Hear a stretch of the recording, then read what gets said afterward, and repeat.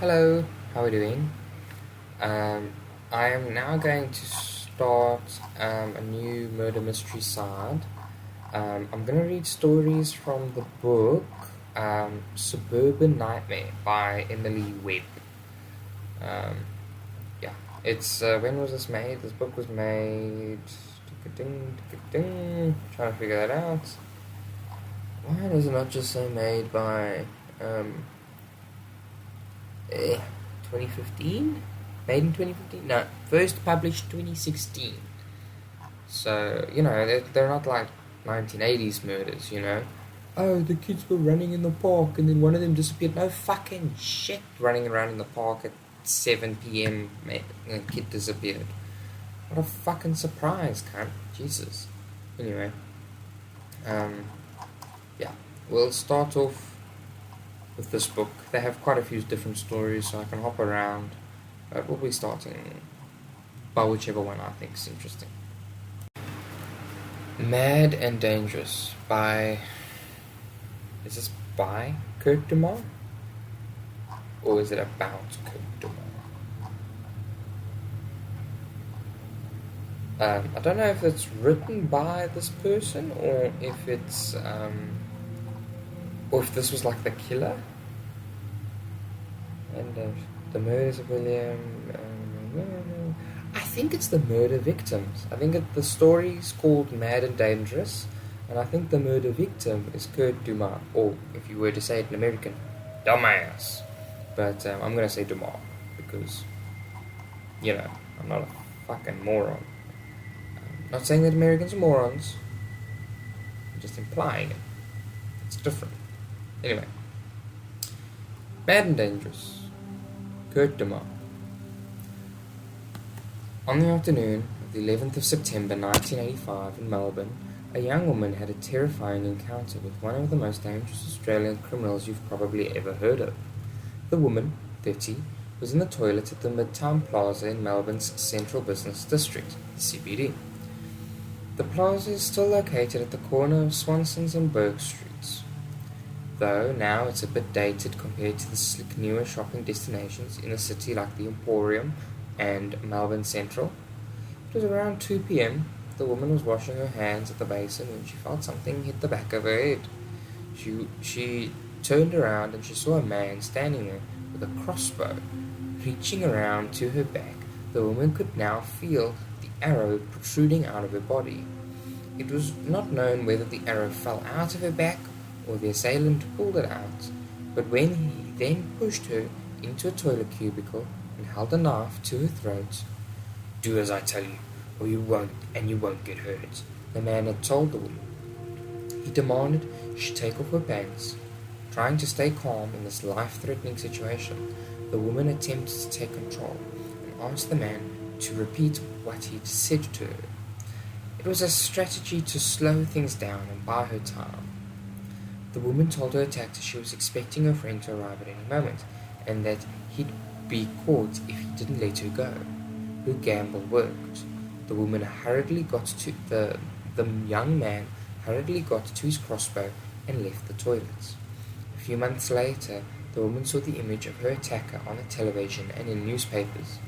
It was his eyes. She recognized first, his frightening eyes. His name was Kurt Michael Dumas, and he was in the media because he'd been charged with murdering a young woman with a crossbow. Oh, it's the murderer, not the murder victims. Okay, here we go. Kurt Dumas and Lindell Martin were friends. The pair, aged 20 and 19 respectively, had known each other around 3 years. They had met when they were both patients at the Parkville Adolescent Unit in Melbourne in 1982, and had kept in sporadic contact. Miss Martin had schizophrenia, and Dumas had significant psychiatric problems that had already seen him hospitalized several times. On the 18th of November 1985, Dumas popped around to Miss Martin's flat in Carlton, and arrangements were made for her to come to his place in the inner city, Fitzroy, that night for dinner. It had been several months since they had seen each other. What exactly went on in the flat that evening is not known, but Lindell Martin never made it home. She would be found dead by Dumas' mother, Gail, in the bathroom/laundry of his Clausen Street flat 4 days later. The Sun reported that a 14-centimeter steel-tipped arrow was embedded in the woman's abdomen. The day after he'd killed Miss Martin, Dumas fled his parents' house in Chadstone, a southeastern suburb. He took 2.22 rifles, and the next day boarded a train to Oye.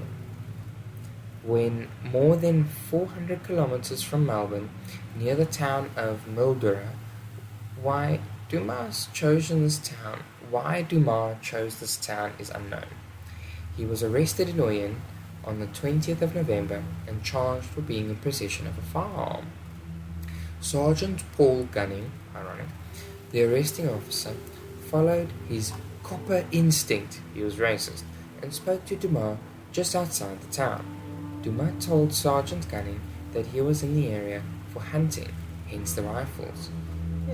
Shady people do shady things, I suppose.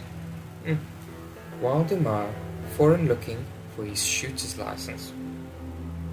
Oh, wait a minute. While Dumas failed looking for his shooter's license, he didn't have one. The policeman saw an array of other things in the bag, including a knife, which Dumas said he had used for skinning rabbits. Dumas gave the sergeant a false name and address. On the 21st of November, he returned to Melbourne and returned to his flat, where Miss Martin was still on the bed. Dumas moved her body to the bathroom/laundry and covered it with towels, which is how she would be found the next day. While his mother was discovering the horror of Miss Martin's body in his flat, Dumas, using a fake name, flew to Launceston, Tasmania. He was staying in a youth hostel when he was arrested. Police found a disturbing travel kit in his possession: a crossbow, 10 arrows, some bullets, a pair of female panties, a lock of Miss Martin's hair, and a pair of handcuffs, some masking tape, and a stainless steel kitchen knife. Dumas was interviewed by both the Launceston Criminal Investigation Branch, CIB, and Melbourne detectives from the Homicide Squad who had travelled to Tasmania. During the August of 1986 coroner's court inquest into Miss Martin's death, the court heard that after his arrest, Dumas admitted that he had killed Miss Martin. Dumas told detectives, "I didn't mean to kill her. I just went off my head. It was Monday night at my flat and she just went crazy. She wouldn't shut up. I knew I had to fix her, so that's when I went and got it. The crossbow. It's the quickest and most accurate thing I have." Why am I giving him more of a South African accent? I should be giving him more of an Aussie accent. It's the quickest thing I have. Anyway. Dumas shot Miss Martin once. Coroner Hal ooh, wow, that's a lot of H's and A's. Coroner Hal Hellenstein. Ooh, wow. Coroner Al Hellenstein found that she died of blood loss resulting from the chest wound, unlawfully and maliciously inflicted by Dumas. The details of Miss Martin's last moments are among some of the most disturbing in Australian crime. The Sydney Morning Herald reported police alleged Dumas bound Martin with masking tape and crepe bandages, don't know what the fuck that is, before killing her. Detectives Senior Constable Rodney Wilson told the coroner's court that Dumas had also admitted, "I had sex with her after I shot her. She was still alive and resisting." Senior Constable Wilson said that the inquest that when he asked Dumas why he'd done that, Dumas told him, "Well, it couldn't be any worse for me, could it? What the fuck? I had sex with her after I shot her. She was still alive. She was resisting me." Coroner Constable Wilson said at the inquest that when he asked Dumas why he'd done that Dumas told him, "Well, it couldn't be any worse for me, could it?" What the fuck? Yeah, this shit's crazy. Crazy. Oh, oh. A rubber room filled with fucking rats. Rats? Rats made the coroner's report concluded the stab wound. Fuck's sake. I wasn't supposed to laugh at my own joke, but I did. The coroner's report concluded the stab wounds on Miss Martin's body were done after she died, several days later. Police alleged Dumas told them he had returned from Orient to the flat a few days later. He stabbed Miss Martin in the stomach to test the sharpness of his knife. Dumas' extraordinarily disturbed life was revealed at the coroner's inquest. His mother Gail gave evidence and details the hopeless facts of her son's condition and behaviors. From the court records and newspaper archives, the pictures emerged that Dumas was an extremely dangerous young man. He had mental health troubles from a very young age. Dumas was born in Michigan, USA. Okay, fine. On the 12th of December 1965. Mrs. Dumas told the coroner's court that her son had suffered several head injuries after falling from a table at the age of 3 months. She said that since the accident, Dumas had undergone several brain operations in America, one requiring him to have a plastic plate inserted into his head to slow a leakage of fluid in his brain. Isn't that just called like a catheter? No. A shunt. The operations changed her son, Mrs. Dumas had said. He was now violent, unpredictable, and had been asked to leave 3 schools before this behavior. He also spent more years as an inpatient in mental hospitals, including the one where he had met Miss Martin. The Dumas family immigrated to Australia in 1972. Kurt Dumas returned to the United States for a short time in 1978 and returned to Australia in 1979. Dumas had younger brothers and had unpredictable violent outbursts towards them. He was also involved in petty crime and addictive behaviors, including compulsive eating. Court documents detail that in 1979 Dumas was then aged around 14, forced 2 younger girls, aged 2.5 and 5 years old, to undress, and then he took off his clothes. The incident saw him sent to a child and family clinic for assessment. The Dumas family was in crisis, and according to court documents, Mrs. Dumas made a premeditated attempt to kill Kurt to save the world from him. Mrs. Dumas was admitted to the hospital for psychiatric care, and his son was sent to a state government centre for boys called Baltara, then located in Parkville in the inner city of Melbourne. Shortly after this incident, the Dumas family decided to send Kurt back to the United States to live with his grandparents in Michigan, but his behavior did not change, and somehow it was not detailed how it was discovered that teenage Dumas had planned to kill his grandmother and aunt. He was sent to Fair Lawn Center in Michigan, a child psychiatric asylum now closed, for assessment and treatment. He returned to Australia in the early 1981 and was again in trouble, serious trouble. Suspended from school for physically hurting a classmate, Dumas ended up at the Adolescent Psychiatric Center in Parkville, and doctors believe that he had borderline psychosis. Soon after, Dumas was admitted to Laurendale Hospital in Melbourne's north. It was an involuntary patient under the Mental Health Act. This admission was because Dumas had, according to the court documents, attempted to extort money, sexually molest and kill a family of your acquaintance. Wow. His life at a young age was clearly the stuff of nightmares, and doctors who assessed him said his prognosis was extremely poor. After the coroner's inquest, Dumas was ordered to stand trial for the murder of Lyndale Martin in the Supreme Court. He entered a plea of not guilty, no application of bail was made, and he remained in custody where he had been since the murder. The trial started in December 1986 and lasted 9 days. The judge was Justice George Hampel, who sentenced notorious criminals, including the Hoddle Street mass killer Julian Knight, and retired in 2000 from the Supreme Court. Dumas pleaded not guilty, and his story changed somewhat from what he told the police after his arrest in Tasmania.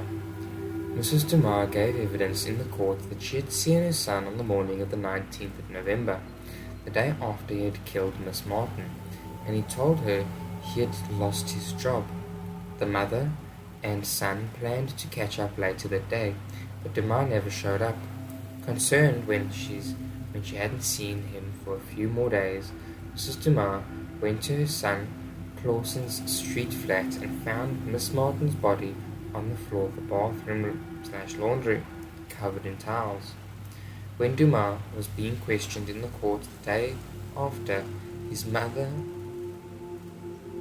the jury heard Dumas had moved Miss Martin's body so that he could sleep in his bed. This was not disputed by the accused. In sworn evidence, Dumas said on the evening of the 18th of November he and Miss Martin started kissing and cuddling. Whoa.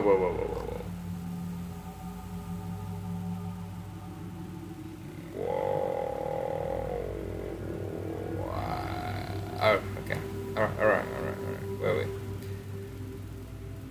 In sworn evidence, Dumas said on the evening of the 18th of November he and Miss Martin started quote-unquote kissing and cuddling on the couch, and eventually had sexual intercourse. The pair then had dinner, and Dumas and Miss Martin started yelling and screaming. Dumas had said he wound masking tape around Miss Martin's mouth, which she ripped off before continuing to scream. Dumas said he had told her to shut up or leave. Dumas admitted using his crossbow and that he blew my lid and fired it, but he said he'd put together the weapon to scare her into being quiet. Under cross-examination by Crown Prosecutor Bruce Walmsley on the 11th of December, Dumas told the court he did not intend to harm Miss Martin at all, and he said that young woman was a good friend. I was in a state of shock, not knowing what was going on, what was happening, he said in the court. Dumas was quite stunned at what had happened. He was scared. I panicked. I packed some things and ran off. Literally, Dumas said. Mr. Walmsley asked Dumas whether it had been distressing for him, and Dumas responded, well, I couldn't eat for days. Dumas denied raping Miss Martin after he'd shot her with a crossbow. It was also alleged by police that Dumas had handcuffed her to the bed to stop her resisting him. When someone's dead or dying, that's sick. That's sick, he responded. Letters written by Dumas to a work colleague also revealed the depths of his disordered and violent mind. The sentencing remarks stated these letters provided graphic evidence that there was something very wrong with the applicant's mentality. John Bato, who worked with Dumas at a small goods factory, gave evidence at the trial about a letter sent to him by the alleged crossbow killer. Mr. Bato said that in the letter Dumas wrote his nickname in prison was William Tell. Mr. Bato also confirmed that the contents read out in court, which included, I'm sorry what's happened, I didn't plan it, the chance was there and I took it. So John, I'm capable of killing someone and I'm not even feeling guilty. I'm not a mad killer.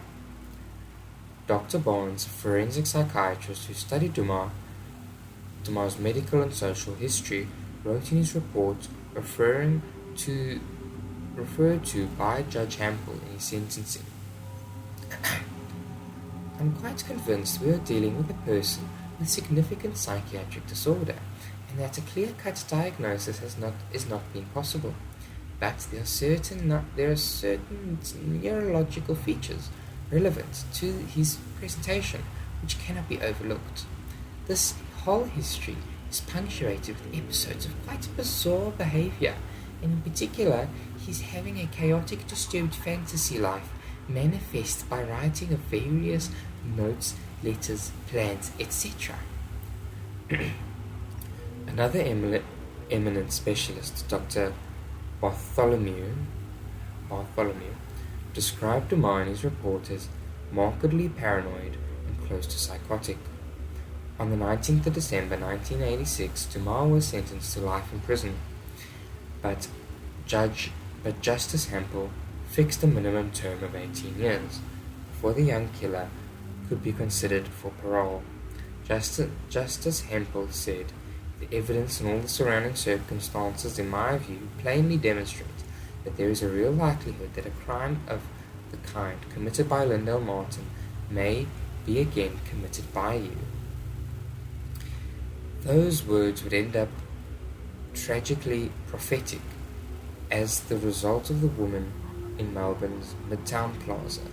Dumas was questioned about it after his arrest.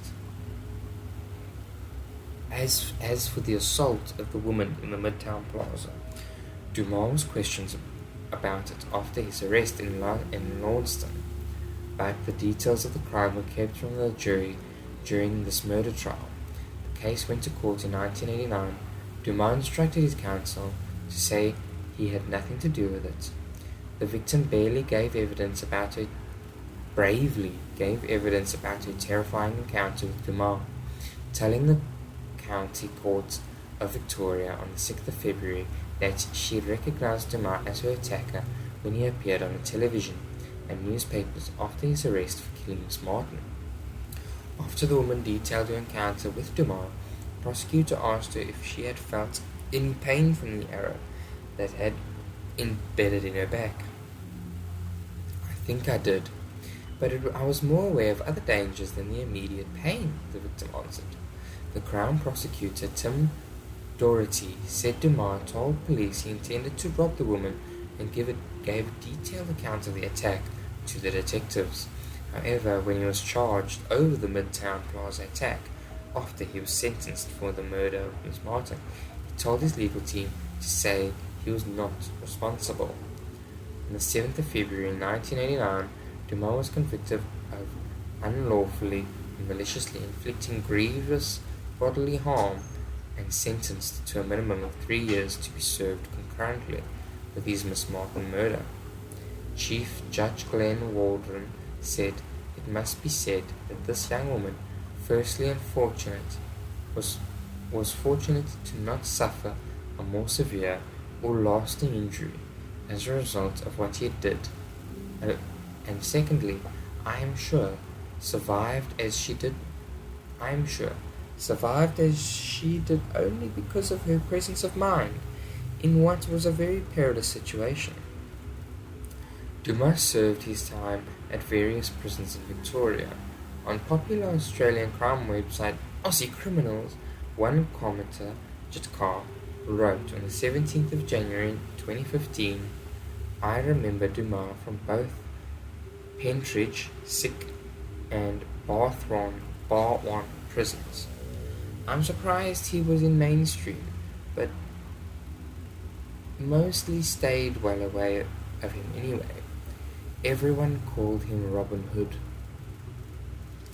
Dumas' 1986 life sentence with the 18-year minimum was the first imposed in Victoria after legislation was introduced that meant a life sentence was not mandatory for murder.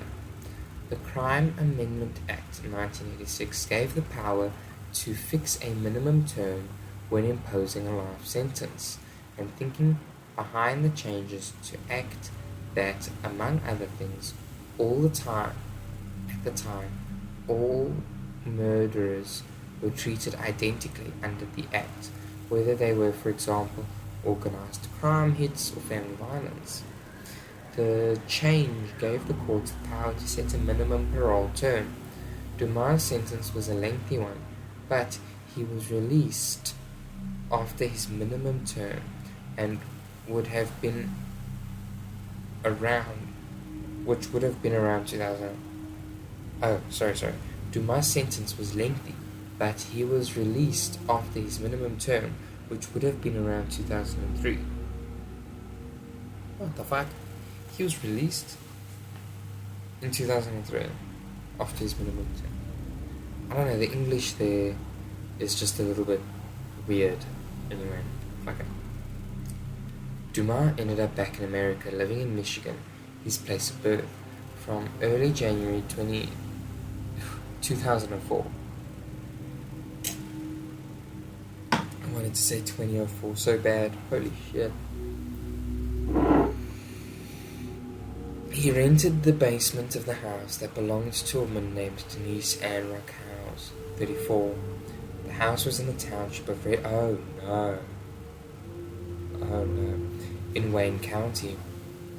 Miss Howes still lived in this house with her ex-husband Mark, but she was in a relationship with a man called Todd Newman. On the 7th of December 2004, Mr. Newman became concerned when he couldn't get in contact with Miss Howes at all. He had called her workplace, only to be told that she hadn't shown up. He had driven to the house, but did not see Miss Howes' vehicle. In the statement to the police, Mark Howes said he last spoke with his ex-wife at around 9 a.m. on the 7th of December, and she had told him Dumas' tickets to go to Hawaii had been cancelled, and he had returned to the house. Several police and witness statements said Dumas had been going to visit his daughter in Hawaii. There's no other mention of Dumas having a child, whether the girl was born in the time when Dumas returned to the US in the late 70s or when he returned after his sentence for Miss Martin's murder is unknown. But his stepfather had cancelled the ticket. This implied that Gail Dumas had also returned to live in the US at some stage. Later that night, around 10 p.m., Mr. Newman started driving around the neighborhood, checking for signs of Miss Howes. He spotted her car, a 2000 Jeep Cherokee, but she was not the driver. Kurt Dumas was. Mr. Newman frantically followed the vehicle and ended up blocking it in a dead-end street. He called police. Sergeant Eric Powell and Officer Nicholas Lentine were first at the scene.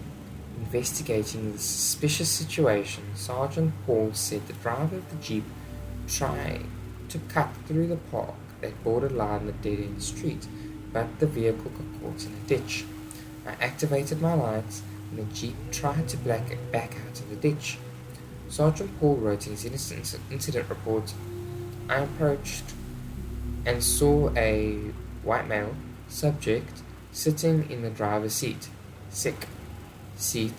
revving the engine in an effort to get out of the ditch.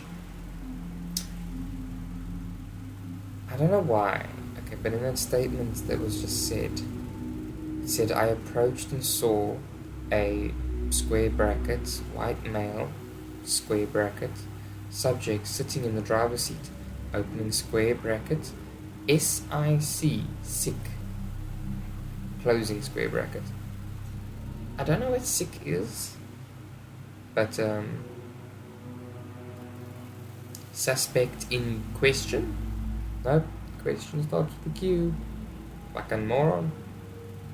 It says there again, sick. There's multiple sick. I don't know what sick means. Oh well, anyway. Revving the engine in an effort to get out of the ditch. I called for him to stop and he continued revving the engine. I went around and opened the driver's sick door and got the subject out of the vehicle. When Sergeant Paul patted him down and asked his name. Gave no response. Dumas didn't have his driver's license, but he had his social security card and a passport, and that's how Sergeant discovered his name.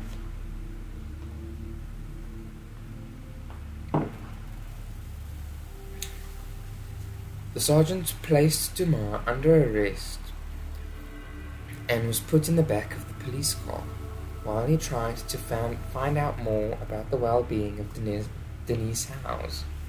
A search of the car uncovered a knife and a short-barreled rifle found in a duffel bag. The rifle was loaded. 2 officers were sent to Miss Howe's address to check on her, Timothy Paul and Lawrence Turner. They arrived at 11:10 p.m. to find the house in complete darkness.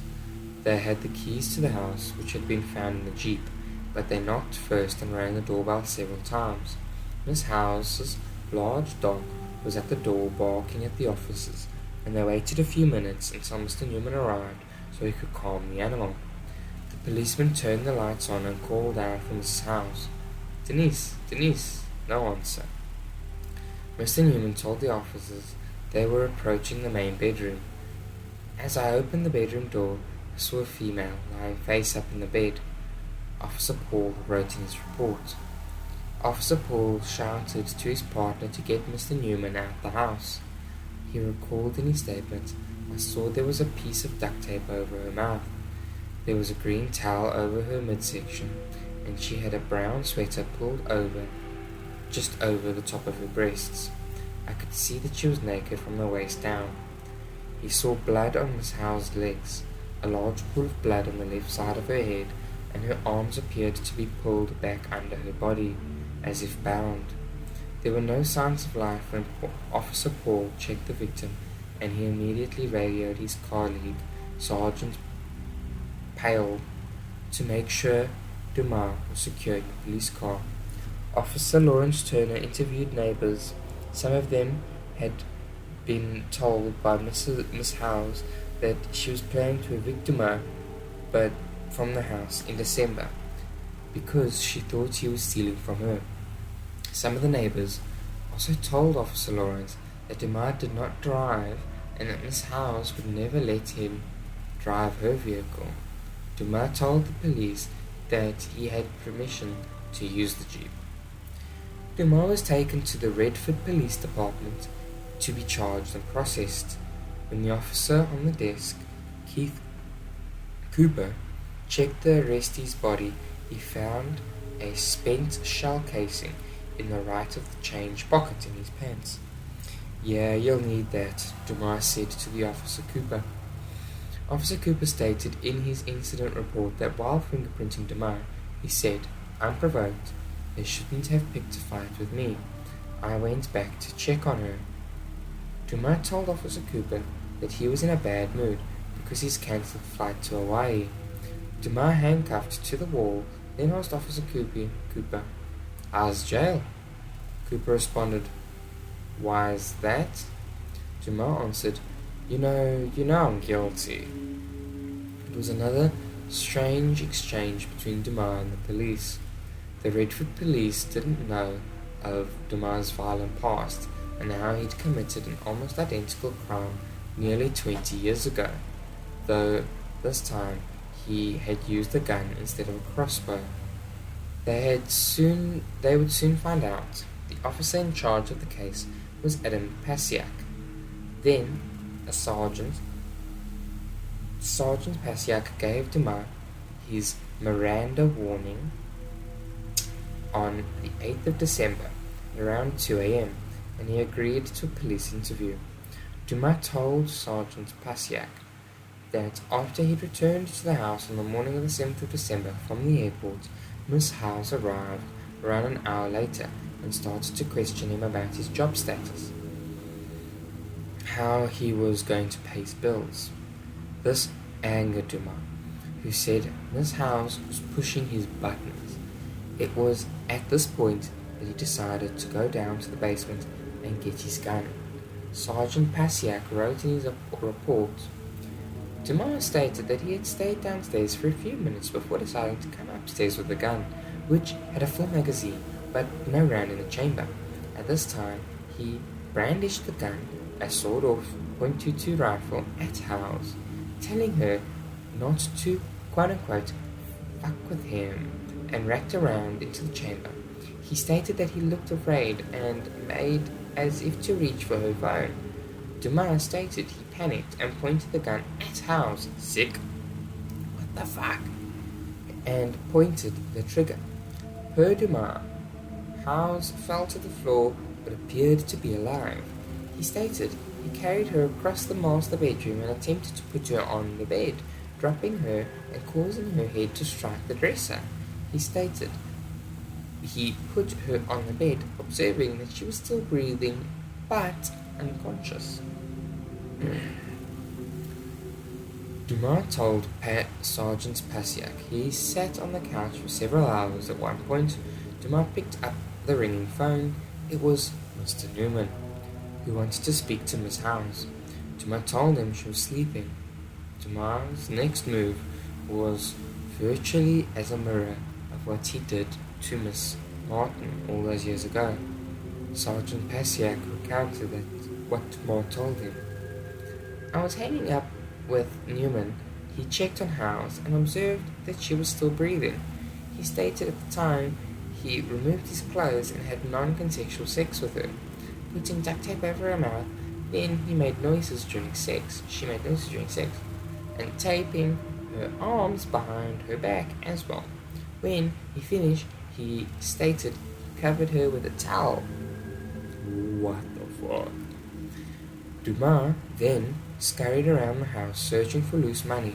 His plan, he told Sergeant Pasiak, was to hide out in the woods.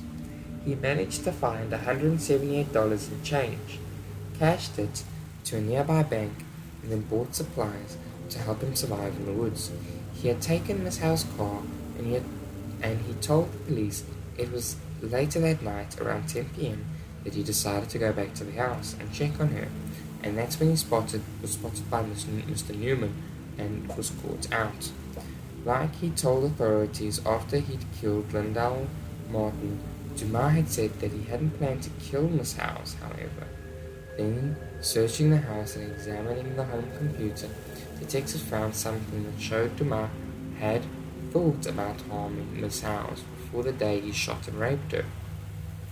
Sergeant Pasiak showed Dumas a printout from Miss Howes' computer of a text message Dumas had written, dated 3rd of December 2004, stating she was, quote-unquote, condemned to death.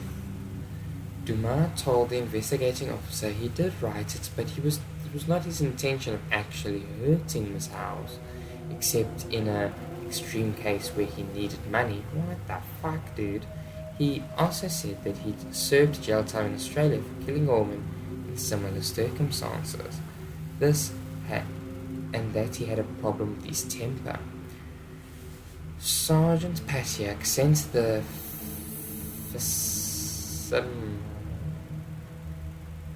facsimile to Interpol to try and find out more about the murder Dumas had committed in Australia. The facts, dated 13th of December, read, I'm investigating a homicide in Redford involving Kurt Michael Dumas. In Redford where? There's multiple Redfords, you dumb cunt. The white male 12/12/65 12th of December 65. Our case number is X, Y, and Z. The victim was a female he was living with, whom he had shot and had sex with. He informed me that he had been arrested in Melbourne, Australia, November 18, 1985, for a similar offence, and I'm trying to confirm this. He has been formally charged.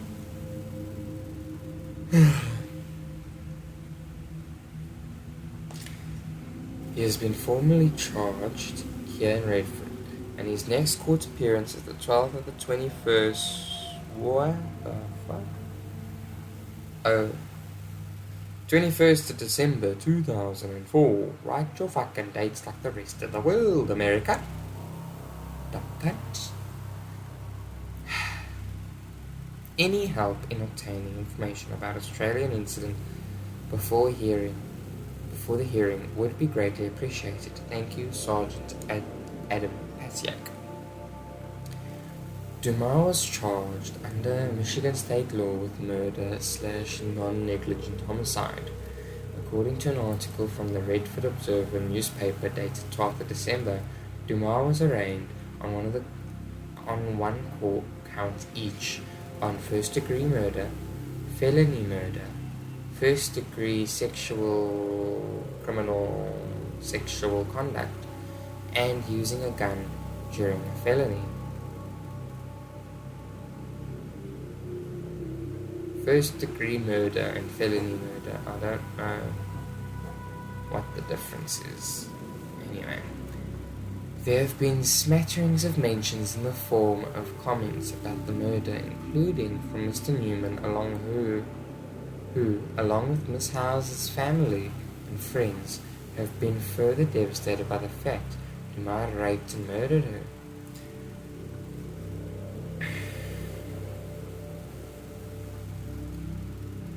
Mr. Newman left a comment on the post on the Melbourne Murder Tours Facebook page expressing his anger. If they knew his condition would worsen, why the fuck did they let him go? I mean, I hope that they thought he was getting better. Whoops, says Australian prison system. Author's note. Rock was Mrs. Howe's maiden name. Oh. He did the same thing to my fiancée, Denise Ann Rock. Rock was Miss House's maiden name. On the 29th of January 2014, the page had posted some detail about the murder of Lindell Martin and Dumas' jail sentence. The page posted daily about crimes from around Melbourne. Dumas' legal team negotiated a plea bargain with the state that meant there was no trial.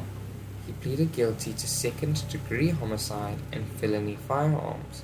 He was sentenced on the 8th of April 2005 to a minimum of 43 years, maximum 80 for his homicide charge, and 2 years for the firearm offense. His earliest possible release date is 2049. Goodness. Wow. Dumas is in prison at Oaks Correctional Facility in Michigan.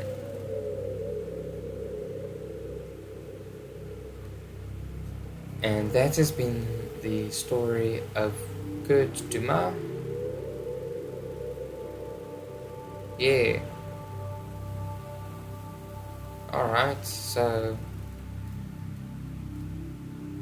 I don't know, this seems like a reversed bitches be crazy moment. Bastard be crazy. Bastards be bonkers. Bastards be bonkers. Anyway, yes. That was the first story from the book. Hope you enjoyed. Cheers.